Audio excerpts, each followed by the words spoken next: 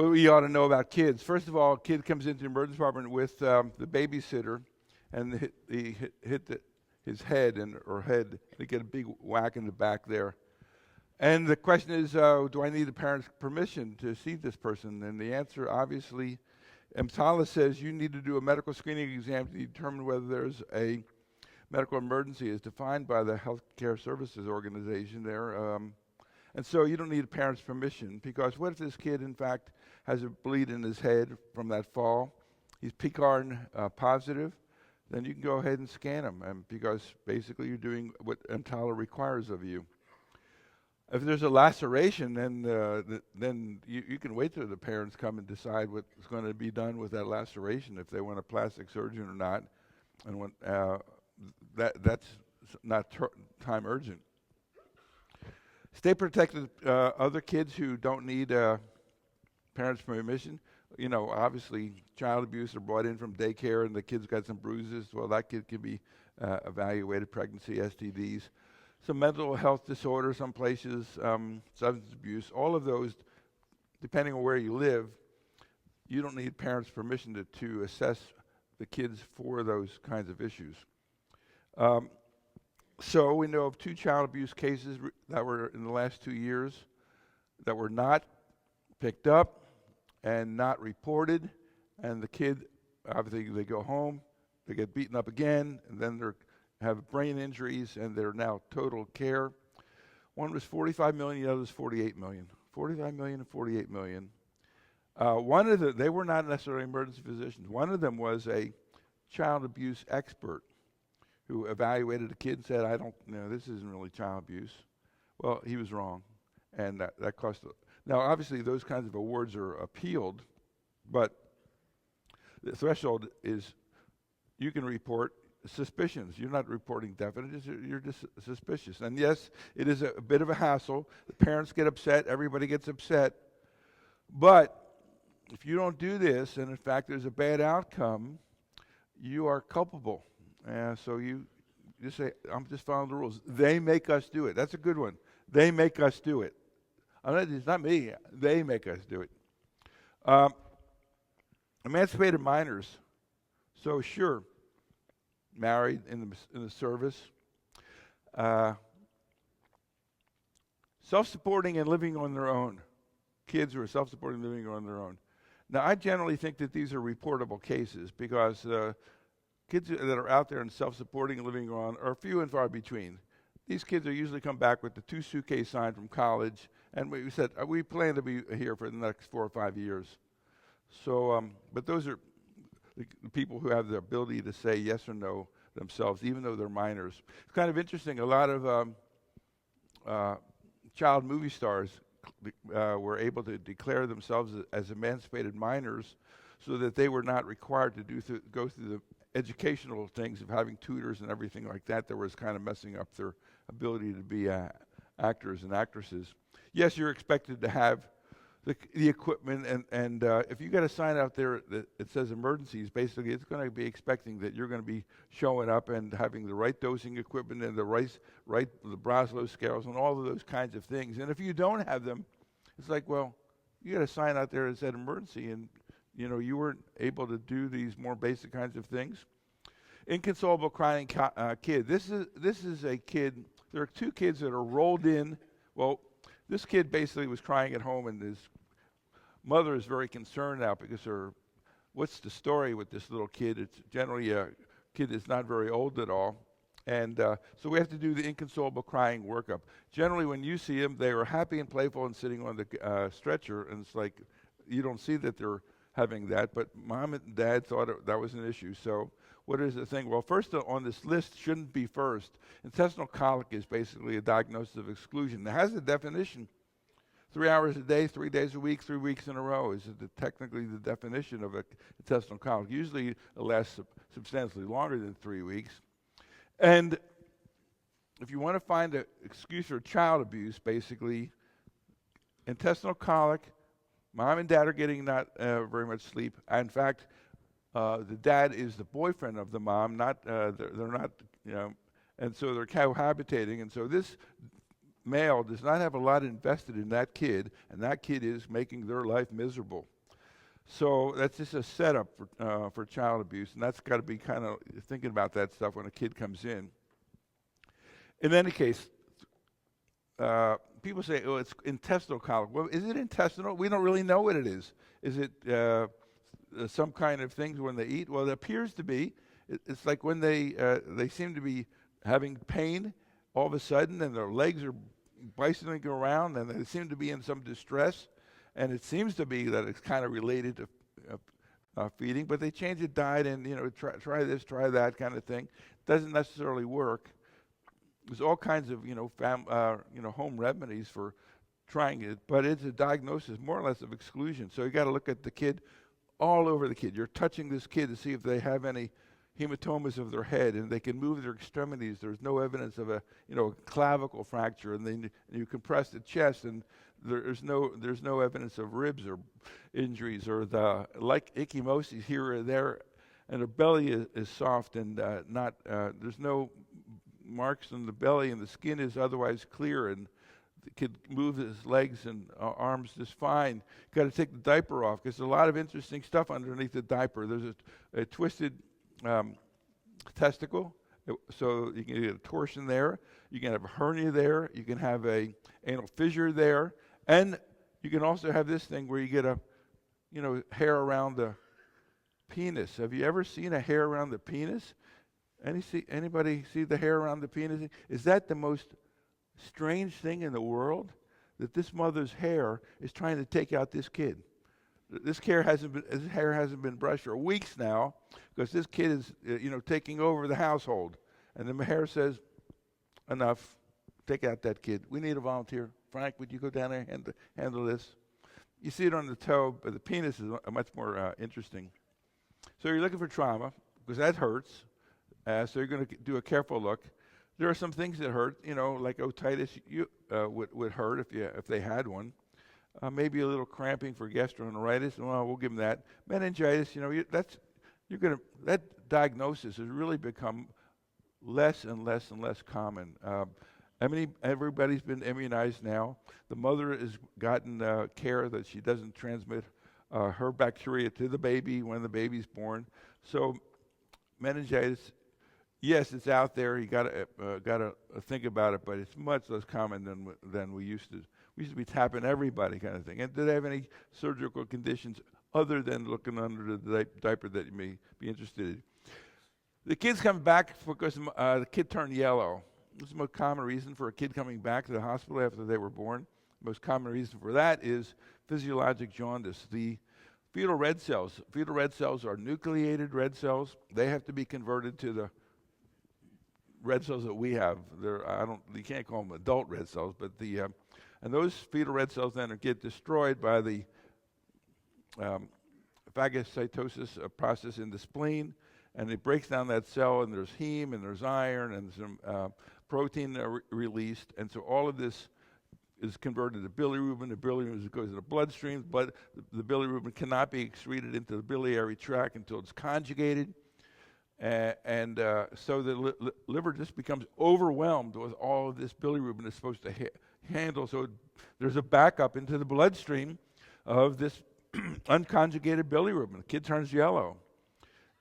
This is something that comes on relatively early after their birth. If you look at the kind of like the time frame here, we're talking about 2 to 4 days. So if that's in the time frame, 2 to 4 days, kid's yellow, most likely it's physiologic, and there will be some guidelines by the American Academy of Pediatrics. You call up about when do these kids need to be put under the light and when do they don't, because we're worried about this stuff crossing the blood-brain barrier and being toxic to their brains. So that's kind of like number one cause. Number two, well, you have to think of sepsis, but sepsis, they're not going to be septic subtly, and oh, by the way, have hyperbilirubinemia. This is weird. Breastfeeding-related hyperbilirubinemia. So the mom's breast milk has in it glucuronidase transferase inhibitors. Glucuronidase transferase is the enzyme that you need to make bilirubin conjugated to bilirubin with the glucuronidase transferase process. That's the stuff that goes out into the biliary tree. And so she's inhibiting the conversion of bilirubin unconjugated to bilirubin conjugated. So the kid got this back up into the bloodstream again. It looks like physiologic jaundice, but it's induced by this breastfeeding. And they basically say, even look at the numbers. First of all, it's 10 to 20 days. The other one was 2 to 3 or 4 days. So that's early. This is late. And basically, look at how high the bilirubin can go. The idea here is contact somebody who basically will advise you on whether this needs to be admitted, not admitted, bilirubin light, continued breastfeeding, don't continue breastfeeding, all of those variables, which is something that you probably ought to not take on. And and by far the most conservative thing, because I acknowledge that some of you practice in environments where either you're alone or you're far away, and when you try to transfer somebody, the weather is bad or you can't do it, and you're stuck. And those of you, there's 1,300 and some critical access hospitals, which many of you work at. And we understand that anything can walk in those places, just like they can walk into LA County, they can walk into a gunshot wound, can come into your little critical access hospital. And you have much less resources than anybody to handle these problems. So my sense is we understand what you're potentially exposed to.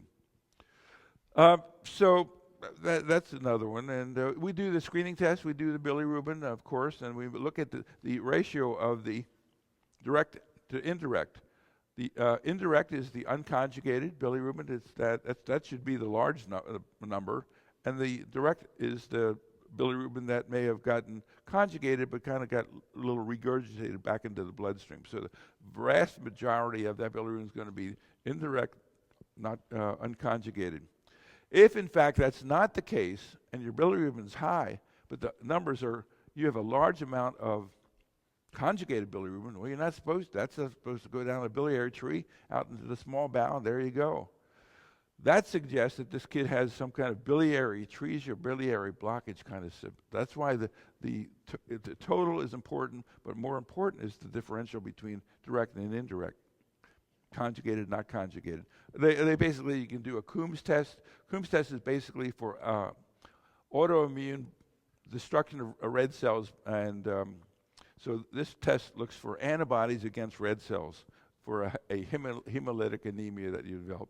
Now, I hope that everybody, this is kind of really basic stuff here, so I just put this in for your review.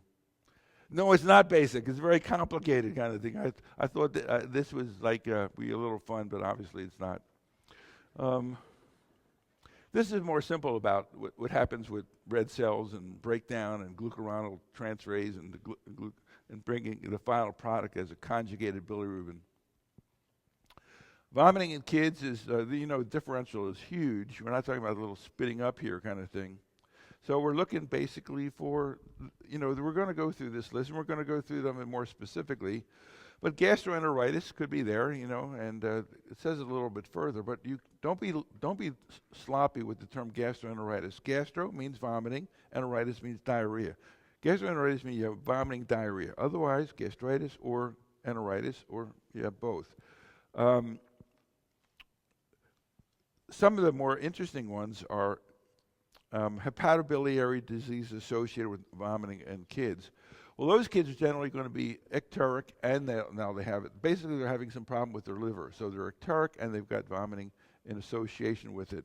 Malrotation of the gut is kind of interesting. When you're in the embryonic stage, and you're in the uterus there, and your abdominal wall is not closed over, the small bowel goes out into the amniotic fluid, makes a few turns, and comes back in. So they're talking about rotation of the bowel, and it's supposed to happen a certain way.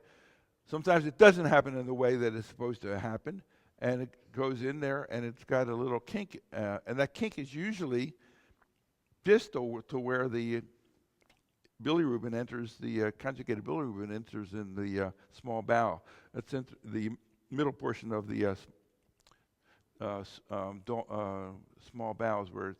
Vomiting, there's got this obstruction, bilirubin's coming in here. Where does vomiting go? It goes out, you're vomiting bile. Vomiting bile is not, you're not supposed to vomit bile. Bile is supposed to go south. It's not supposed to go north.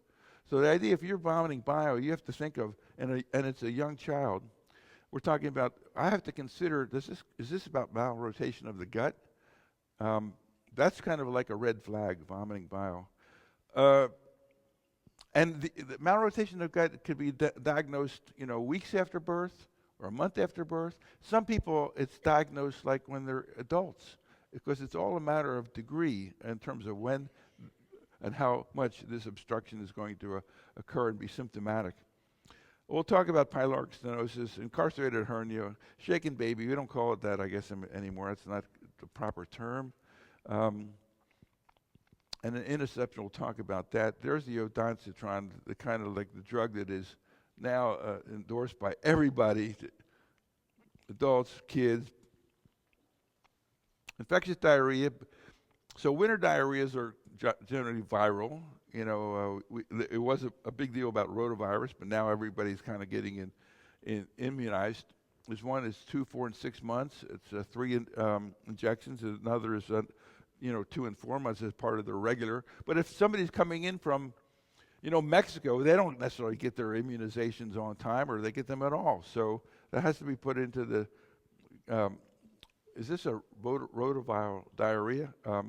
It's interesting because this immunization prevents severe rotaviral diarrhea. You can see it's quite effective for severe, but it's only moderately effective for mild. So that's something that we think about in the wintertime. During the summer, we're more concerned about bacterial diarrhea. The staph diarrhea, the potato salad was out too long kind of thing, and the bacteria, the staph is growing. And you eat that, and within hours thereafter, you've got vomiting and diarrhea, because this is not about the staph multiplying in your system, poisoning your system. Fact is that staph that in the potato salad is generating exotoxin. And that exotoxin is ingested within a short period of time. You get vomiting, diarrhea. That's typical of a staph diarrhea. Then there's the infectious diarrheas, where the bugs get into the wall of your bowel and invade the cells and cause those cells to rupture and bleed. And next thing you know, you have bloody diarrhea. And those Salmonella and Shigella are the big two there.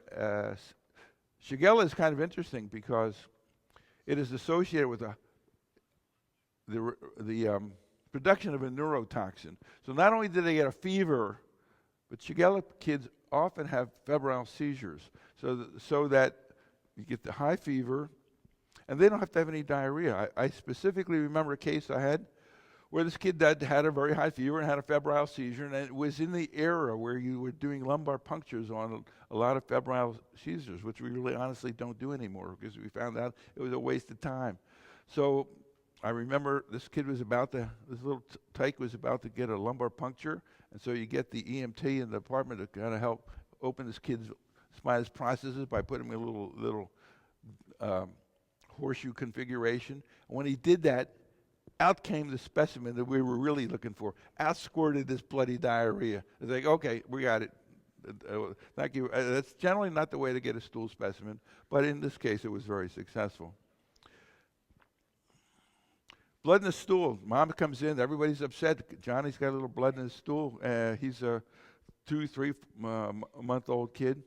Most of the time, we don't know. But if we don't know, and it's a little blood here and there kind of thing, if the kid's eating and it's not febrile, the belly's soft, and that kid probably ought to be able to go home and come back. There's nothing. What are you going to do?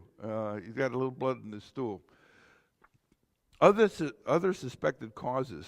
Well, okay, we'll give him cow's milk allergy. That's supposedly high on the list. Look at the butt. Is there an anal fissure? That would be something that would be pretty straightforward. Have you ever heard of this theory that this is from this kid sucking on the mother's breast, and it's all cracked up there, and this kid is basically exsanguinating the mother through the breast while they're feeding, and that's the cause of this bloody coming out of the stool. Have you ever heard that? That has got totally absurd. The idea that this kid is louching on like a milking machine. exsanguinating the mother through her cracked nipples. When you have blood in your stomach, what color does it become when you poop it out? It's black, because the stomach acid basically takes that hemoglobin in that and destroys those red cells. And so if that was ever true, it would be black, not red. Pyloric stenosis, that's a straightforward kind of thing. The kid is hungry, eating, vomits, hungry, eating, vomits, hungry, eating, vomits. The kid is very hungry because he's not really getting any nourishment. He keeps on vomiting, kind of thing.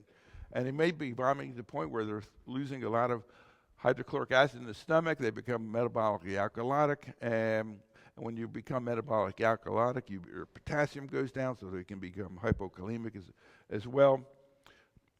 But it's a neat diagnosis, because those of you who took the ultrasound course yesterday, there's a little olive. There's a little olive that shows up on ultrasound, and generally, it's palpable. I mean, those of you who are older and been around a while have felt the olive of the hypertrophic area of small bowel there, right? So that's an easy one, pyloric stenosis. Intussusceptions, so that's a little bit older in life here. And this is kind of cool, because intussusceptions, generally they're thought about as like stool that might be a little bloody kind of thing. That's certainly a late finding. These kids come in with abdominal pain, and they could be vomiting. And the issue here is, one of the things that's kind of interesting about these cases is they tend to have this pain pattern it's almost unique, in that they appear to be in severe pain, and that while they're in pain, they turn red, and the legs are moving, and the pain is a lot of distress. And then the pain goes away, like after 5 or 10 minutes, it goes away, and they become listless. Listless is like they're kind of like this zoning out, and then the pain comes back again, and that's I don't know how to explain why, but it just does. And where does it occur? It always occurs, or virtually always, where the small bowel meets the large bowel. Well, where does the small bowel meet the large bowel? Down by the appendix in the right lower quadrant. And where does the large bowel go? Up, over, and down. So basically, the small bowel is invaginated into the large bowel. The large bowel is going up, so it's on the right side of things. So a vertical mass on the right side of the abdomen, you've made a diagnosis of intussusception. However, if you have an ultrasound machine, I'm going to take this backwards. See that circle, that ultrasound picture on the right there?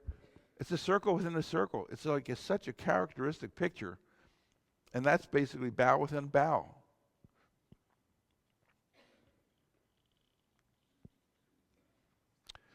So the kid had some kind of spell, and everybody's upset and the ambulance was called, and mom is being wheeled in with this kid that had a spell. Typically, you see the mother on the stretcher, and the stretcher's in the vertical position, so she's sitting up on the stretcher being wheeled in, and there's a kid in her lap that is absolutely normal. And that's also this picture of the febrile seizure. The same thing. The ambulance got called, mother's in the gurney, the kid's in the lap, and the kid looks absolutely normal when they come in.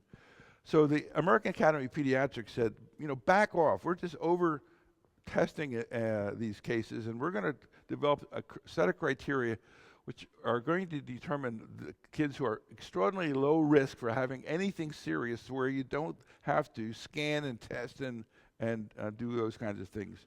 So basically, they came up with a series of criteria, and basically they're listed. It has to be less than a minute. It has to be a kid less than a year. And you can have one of those things. It's like a menu. Pick one of those things. And they have to be otherwise perfectly well. Otherwise perfectly well to the extent that they cannot have a cold. They cannot have a URI. So if the kid is otherwise perfectly well in your examination and they had one of these things, then basically they qualify as low risk. And as such, the American Academy of Pediatrics got very specific here. More criteria. And if you're low risk, it says don't order tests or monitoring for cardiopulmonary, child abuse, neurologic, IDGI, metabolic disorders, anemia. It says don't. The American Academy of Pediatrics says don't. It doesn't say may not. There's a whole list of other things that say you may not, you don't have to do this, need not do. There's a list of those. But there's the list of the don'ts. So don't start doing all of these kinds of things. Just consider observing this child. This child is otherwise perfectly well, had some kind of spell. As far as we can determine, the kid is normal. There was no pre-existing issues. You follow these criteria. And that is another thing. There are criteria that are validated that will help you justify your behavior. Like the PCARN criteria for a head bump in a kid under 2, just put down PCARN negative. If you put down PCARN negative, the world knows that what you looked at, and basically this child was negative, and therefore the risk of this child having an intracranial injury of consequence is off the chart. So PCARN negative, Wells rules negative, those kinds of things. In this case, meets criteria by AAPA as low risk, so that you're bringing into your decision making, the American Academy of Pediatrics is now in here, or the PCARN researchers are in here, all validated stuff. And so once you do that, you said, it's just not me, it's the American Academy of Pediatrics. I'm following the recommendations. Simple febrile seizures, we see these with some frequency. It's thought that it's really the rate of rise of that temperature, not ultimately the temperature that it gets to. Although if you want to get to the head of the line in the ER, bring a kid in with 104 and you'll get to the head of the line. So if it's the rate of rise, you're probably not going to catch this rate of rise.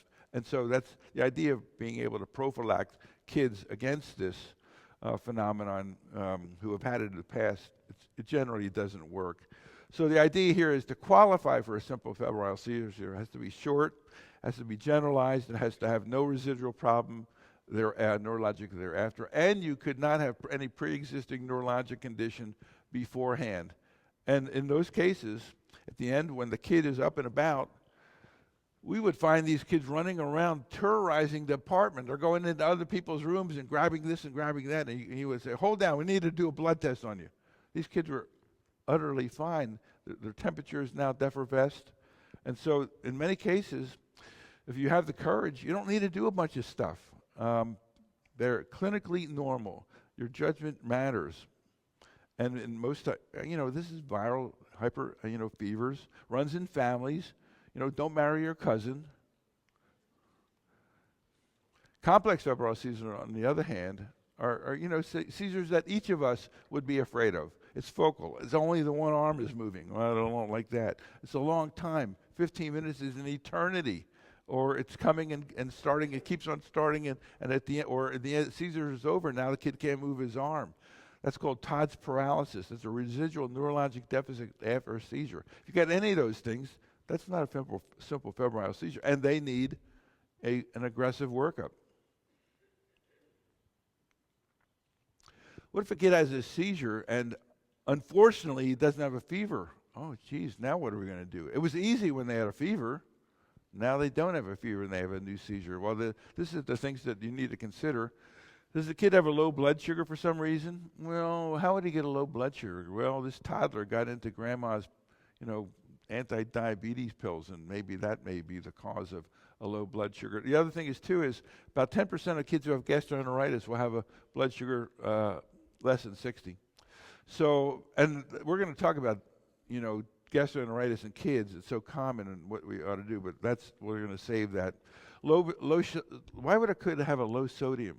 Well, the only reason a kid would have a low sodium is that he has been or she has been water intoxicated by mom, because mom basically has propped up a bottle under that kid so that this kid can't get out from under it, and this kid becomes water intoxicated. Sodium's now 125 and 120, and the kid now is seizing, and it became water intoxicated by the parents, well-intended.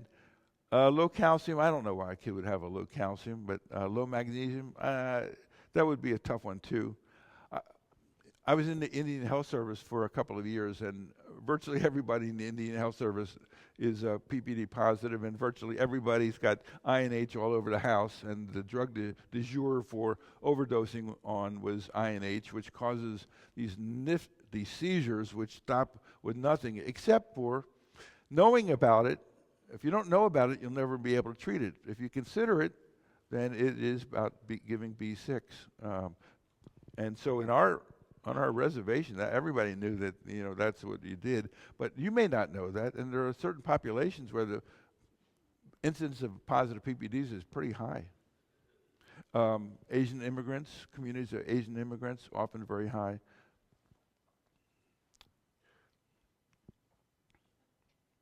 Dehydration in kids is pretty easy, straightforward, honestly.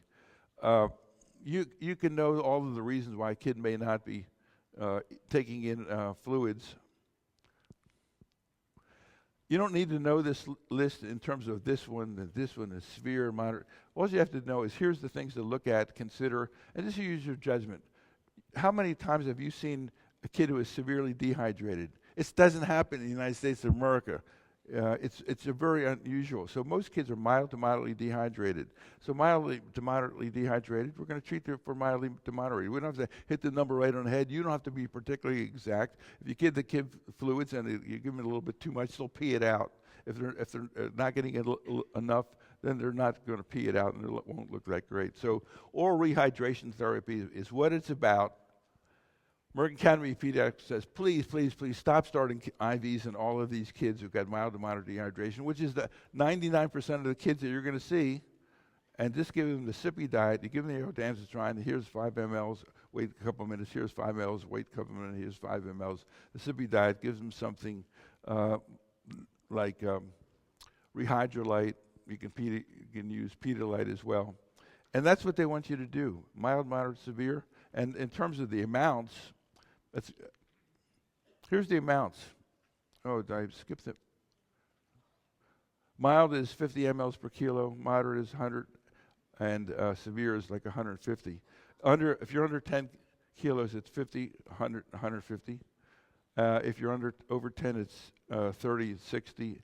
And severe is considered like 150. And the way you treat a severe is you give boluses of 20 mLs per kilo, wait 15 or 20 minutes, give another bolus of 20 mLs per kilo, wait 15, and as they pink up after 2 or 3 boluses of 20 mLs per kilo, now you have treated the severe, and now they're just moderately dehydrated. The American Academy of Pediatrics says, now you can go to sippy diet. Well, that's ridiculous. Once that IV's in, you might as well finish the rehydration process.